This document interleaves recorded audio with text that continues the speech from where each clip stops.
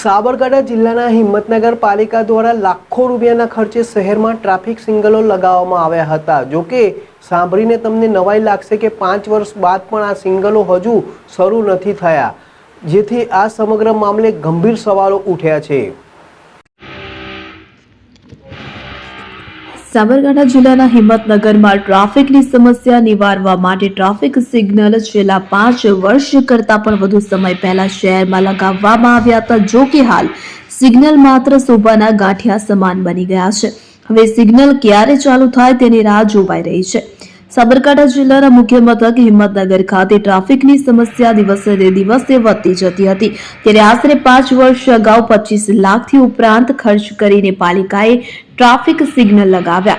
આમ તો શહેરમાં જ્યાં જ્યાં ટ્રાફિકની સમસ્યા વધતી હતી તેવા 4 રસ્તાઓ પર આ સિગ્નલ લગાડવામાં આવ્યા હતા। જો કે જાણીને નવાઈ લાગશે કે આ સિગ્નલ 5 વર્ષ કરતાં પણ વધુ સમય થવા છતાં હજુ કાર્યરત નથી, કે જેથી હવે આ મામલે પોલીસ સલાહકાર સમિતિના સભ્યો દ્વારા રજૂઆત કરાઈ છે અને તંત્ર દ્વારા તાત્કાલિક સિગ્નલ ચાલુ કરવામાં આવે તેવી માંગ ઉઠી છે। હિંમતનગર નગરપાલિકા દ્વારા 5 વર્ષ પહેલા લાખોનો ખર્ચ કરવા છતાં પણ સિગ્નલ ચાલુ થયા નથી, કે જેને કારણે અનેક લોકો અકસ્માતનો ભોગ બની રહ્યા છે। કેટલાક લોકો ટ્રાફિકના નિયમો નેવે મૂકી વાહન ચલાવી રહ્યા છે અને સ્ટંટબાજી પણ કરે છે। આમ તો પાલિકાની તમામ પ્રકારે જવાબદારી આવતી હોય છે અને તમામ મેન્ટેનન્સની કામગીરી પણ પાલિકાને કરવાની હોય છે। પાલિકા દ્વારા પણ સિગ્નલ લગાવેલા હોય કે ન હોય, પરંતુ જે લોકો ટ્રાફિકના નિયમોનું ઉલ્લંઘન કરે તો દંડનીય કાર્યવાહી કરવાની હોય છે। આ સમગ્ર મામલે પાલિકા પ્રમુખે જણાવ્યું કે અમે લાખો રૂપિયાના ખર્ચે સિગ્નલ લગાવ્યા અને તંત્રને સુપ્રત કર્યા છે। અમે પોલીસ અધિક્ષકને પણ રજૂઆત કરી છે। ઉલ્લેખનીય છે કે સિગ્નલ લગાવ્યા બાદ પાલિકાએ તંત્રને તો સોંપ્યા છે, પરંતુ પોલીસ કે તંત્ર યોગ્ય મેનેજમેન્ટ કે મેન્ટેનન્સ વગર કઈ રીતે કામ કરે એ પણ એક સવાલ હાલ તો ઊભો થયો છે।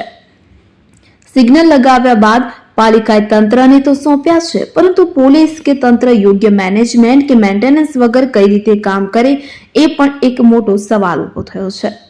ઉમંગ રાવલ।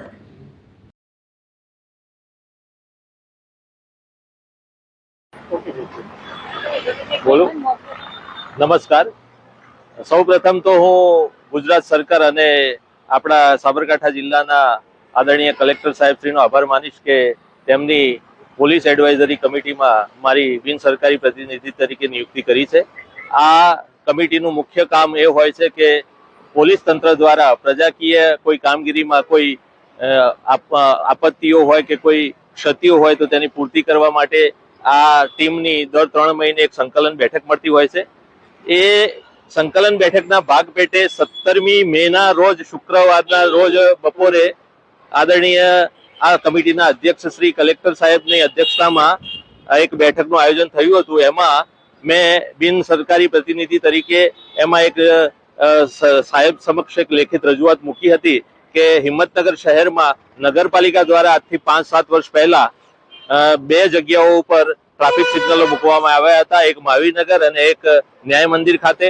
આ ટ્રાફિક સિગ્નલોનું ડેવલપમેન્ટ થયું, એનું ઇન્ફ્રાસ્ટ્રક્ચર રેડી થયું, પછી આ ટ્રાફિક સિગ્નલોને પોલીસ ડિપાર્ટમેન્ટને સુપ્રત કરવાના હોય છે, જેથી કરીને પોલીસ ડિપાર્ટમેન્ટ અહીંયા એમના કર્મચારીઓની નિયુક્તિ કરીને આ ટ્રાફિકનું સંકલન કરવાની જવાબદારી નિભાવતું હોય છે। જે તે સમયે આ કાર્ય થયું, પણ ત્યાર પછી આ સિગ્નલો ચાલુ હાલતમાં રહ્યા નથી અને ચાલુ થયા પણ નથી। એટલે કલેક્ટર સાહેબ શ્રીને મેં રજૂઆત મૂકી અને રજૂઆતમાં કલેક્ટર સાહેબ અને પોલીસ ડિપાર્ટમેન્ટના વિવિધ વિભાગના પદાધિકારીઓ પણ હાજર હતા। તેમને સર્વાનુમતે એવું નક્કી કર્યું કે આ સમસ્યા જે છે એ નગરપાલિકા સાથે સંકલન કરીને ઝડપથી ઝડપમાં પૂર્ણ કરીએ, જેથી કરીને અહીંયા પોલીસ ડિપાર્ટમેન્ટે જે જવાનો મૂક્યા છે એ જવાનો એમની ફરજ નિભાવે છે, બિચારા તાપમાં ઉભા રહીને એમની ફરજ નિભાવતા હોય છે।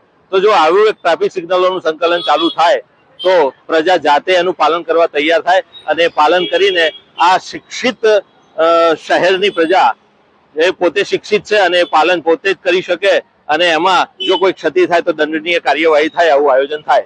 આ અનુસંધાને આજે નગરપાલિકામાં પણ અમે 11:30 નગરપાલિકાના સંલગ્ન ડિપાર્ટમેન્ટે બેઠક બોલાવી છે। એમાં હું પણ હાજર રહેવાનો છું અને આ અનુસંધાને સંકલનમાં ક્યાં કમી રહી છે એની પૂરતી ખાતરી થશે અને ખાતરી થયા પછી આનું યોગ્ય સંકલન કરી ઝડપથી ઝડપમાં આપણા આ નગરજનોને આ સુવિધાનો લાભ ચાલુ કન્ડિશનમાં મળે એવા અમારા પ્રયત્નો રહેશે અને ખૂબ જ ઝડપથી આ કાર્ય પૂર્ણ કરવા માટે અમે સૌ કટિબદ્ધ છીએ.